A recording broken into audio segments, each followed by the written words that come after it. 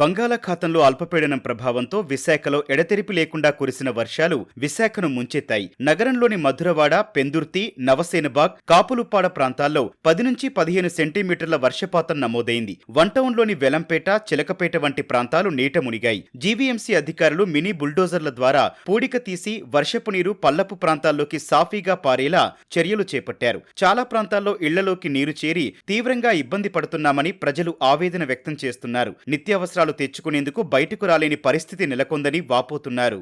మోకాల వరకు వచ్చింది నీళ్ళు, చాలా ఘోరంగా ఉంది. ఇంట్లోకి ఈదుల్లోకి అన్నీ వచ్చేస్తున్నాయి. పందికొక్కులు కూడా ఇంట్లోకి గట్ట వెళ్ళిపోతున్నాయి. బాగాను వర్షం వస్తే చాలా ఘోరంగా ఇబ్బంది. ఒక అరగంట పడితే మొత్తం నిండిపోతుంది. డ్రైనేజీలు పొంగిపోతున్నాయి.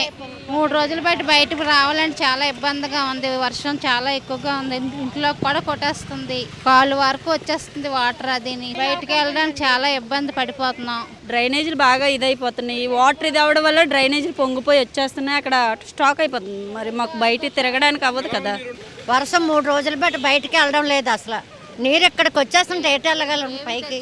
ఏం తెచ్చుకొని తినడానికన్నా ఇబ్బంది అయిపోతుందండి. బాగా మునిగిపోయి కాలువలు ఇవన్నీ నల్లలేకపోతున్నాం. ఎక్కడికి ఏది వెళ్ళి కొనుక్కోలేకపోతున్నాం. చాలా ఇబ్బంది అయిపోతుంది చిన్నపిల్లలతో. డ్రైనేజీల వల్ల ఏవైనా మూతలు ఉంటే పిల్లలు గట్టి పడిపోతారేమో, ఇబ్బంది పడాలండి. భారీ వర్షాలు విశాఖను ముంచెత్తడంతో స్థానికులు విలవిల్లాడుతున్నారు. నగరంలో 4 రోజులుగా వర్షాలు కురుస్తోన్న నేపథ్యంలో విశాఖ పశ్చిమ ఎమ్మెల్యే గణబాబు కొండవాలు ప్రాంతాల్లో పర్యటించారు. ప్రజల సమస్యలు అడిగి తెలుసుకున్నారు. 12 కోట్ల రూపాయలతో నిర్మిస్తోన్న రిటైనింగ్ వాల్ పనులను పరిశీలించారు. వానలు కురుస్తున్నందున అప్రమత్తంగా ఉండాలని ప్రజలకు సూచించారు. వర్షపు నీరు నిలిచిన సింహపురి కాలనీ, పెదగదిలి జంక్షన్, రామకృష్ణాపురం సహా పలు ప్రాంతాల్లో విశాఖ మేయర్ పీలా శ్రీనివాసరావు పర్యటించారు. 9వ వార్డు సింహపురి కాలనీలోని అన్నా క్యాంటీన్ సమీపంలో కొండమెట్లు జారిపోయిన ప్రాంతాన్ని మేయర్ పరిశీలించారు. అదే ప్రాంతంలో మరోచోట కొండ చర్యలు జారిపోయే ప్రమాదం ఉన్నందున మట్టి జారకుండా తాత్కాలిక ఏర్పాట్లు చేస్తున్నామని తెలిపారు. 13వ వార్డు రామకృష్ణాపురంలో ఒక ఇంటి గోడ కూలిన ప్రాంతాన్ని సందర్శించారు. కొండవాలు ప్రాంతాల్లో శాశ్వతంగా రక్షణ గోడల నిర్మాణానికి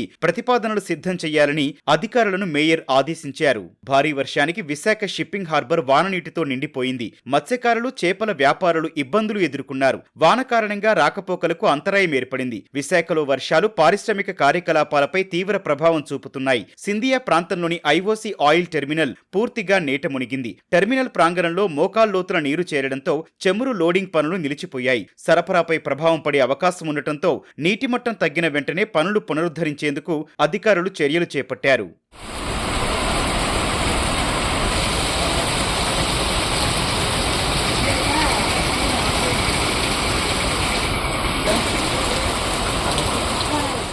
విశాఖ జిల్లాలో వర్షాలపై ఇన్ఛార్జి మంత్రి డోలా శ్రీ బాల వీరాంజనేయ స్వామి సమీక్ష నిర్వహించారు. జిల్లా కలెక్టర్, జీవీఎంసీ కమిషనర్ సిపితో మాట్లాడి వర్షాల ప్రభావం, తాజా పరిస్థితిని అడిగి తెలుసుకున్నారు. అప్రమత్తంగా ఉంటూ ప్రజలకు ఇబ్బందులు రాకుండా తక్షణ చర్యలు చేపట్టాలని మంత్రి ఆదేశించారు. అధికార యంత్రాంగం మొత్తం క్షేత్రస్థాయిలో పరిస్థితిని ఎప్పటికప్పుడు పరిశీలిస్తున్నట్లు తెలిపారు.